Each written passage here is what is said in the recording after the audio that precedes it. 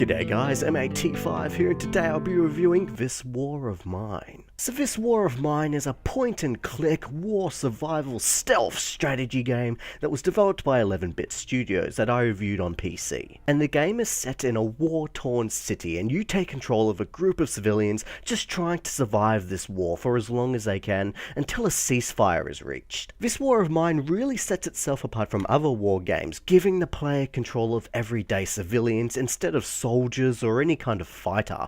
These people are just stuck in the middle of a war. This straight away is a pretty original concept compared to most war titles out there at the moment, and I must say it is a really refreshing and horrifying look at the other side of a war. So when you first start up the game, you have a choice of what survivor you want and get placed in a random shelter with a couple more random civilians. From a dollhouse point of view, you can see every room and guide each character around the environment with a click of a button. It's a very point and click kind of game. The look of the game is gritty and dark, with paintbrush visuals that are very effective to make the world feel even more menacing. Now, the first issue I have here is that there is no tutorial, so it can be a bit confusing understanding how things work and what you have to do. So when you first get to your shelter, it's a good idea to scavenge it, because there can be a lot of useful items around to help you start off in your shelter. Crafting is how to survive this game. You are given a workbench in which you can build new items such as chairs, beds, fireplaces, and so on. Your survivors also get hungry, so you have to find food, and if you want it to be more nutritious, you have to use a stove and cook it. Some items such as the workbench can be further upgraded so you can build even more items, or you can upgrade the stove to use less fuel to cook with. The game in ways feels a bit like The Sims, in which you have to feed your survivors and make sure they get enough sleep. Time is a very important factor in this game. There is a clock in the corner of the screen, and you only have a certain amount of time until night arrives, and that's when the game gets really interesting. Once night falls, you have the choice to go out and scavenge a number of locations to gather resources. Only one survivor can go out and scavenge at a time, while you get to choose if the rest of your survivors guard the shelter or sleep. Personally, I always had everyone on guard, because from time to time you will get attacked and they can either do serious harm to your survivors or steal your supplies, or both. So once you've chosen a location to scavenge, you get dropped into the area, and from there you have to look around and be careful, because there may be other survivors around the area, and not all of them are friendly. Scavenging is a very stealth-heavy situation in which you have to sneak around,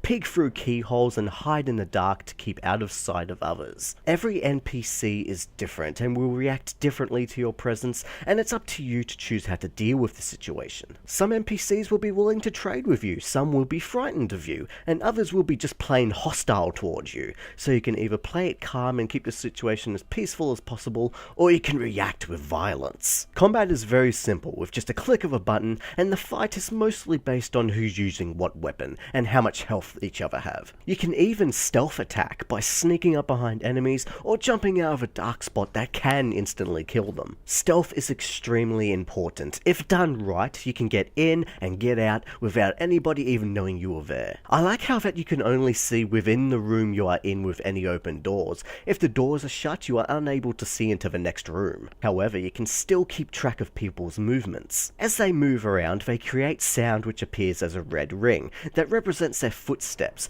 However, you have to be within a close proximity, and also remember that you create sound as well, so it's always a good idea to keep it slow and steady. While scavenging, you have to pay close attention to the time, because if you don't leave the area before the time runs out, then your survivor gets left behind and won't return to the shelter for a couple of days. Now we come to one of the most important aspects of the game, the morals of yourself and your survivors. The way you react and interact with NPCs is up to you, so if you want to be good or bad, it's your choice. But even if you're good, you can still get desperate when your survivors are starving and you have no other choice but to steal from an old peaceful couple's house. It can really hit you hard. But this is the brilliance of this game. Even if you are okay with taking an innocent family's stuff, your survivors might not be. When you steal from innocents or kill somebody, there will be consequences on your survivors' morale. There is no spoken dialogue in this game, and all conversations is told through text bubbles, but this does not diminish the expressions and the outcries your survivors have. Your survivors express what happened, feel regret, and can ultimately get very depressed, and if you're not too careful, they can even commit suicide. It's horrific, shocking,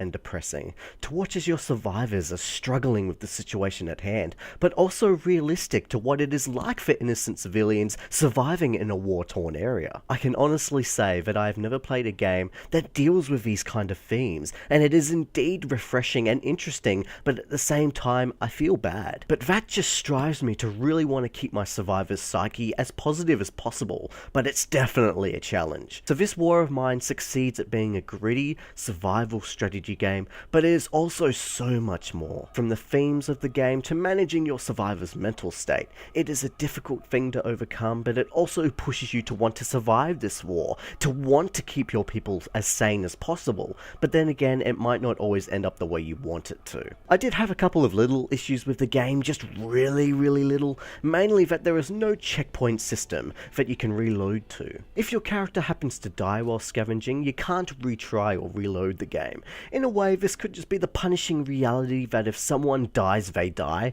but sometimes I wish I could try again. I hate it when someone dies. So overall, this War of Mine is an important game that tackles difficult and realistic themes of what innocents deal with in war-torn countries every day. So if you want a game that does something different by showing you that war is not a fun situation, and that it is a real and tragic subject, then this is the one for you. Because not only does it do that, but the gameplay is so well made that it's simple to play but hard to survive. This is one of the best survival games out there. So I give this War of Mine a perfect 10 out of 10. This is a gem of a game that is not only fun and engaging to play, but tests your morals and decision making. How you keep your survivors alive is entirely up to you, but I can guarantee it that if you can live with the decision you make, your survivors may not. So what did you guys think of this War of Mine? Do you think it's a refreshing and original concept for a war and survival game? And if you have any questions about the game, remember to leave me a comment down below and I'll get back to you. And if you like this review, remember to like me on Facebook or subscribe to me on YouTube if you want to see more. And thank you very much guys for watching my review of this War of Mine.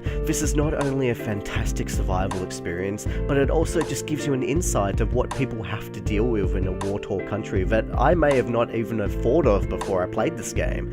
So it's kind of like a middle finger to all of those war FPSs out there and all that.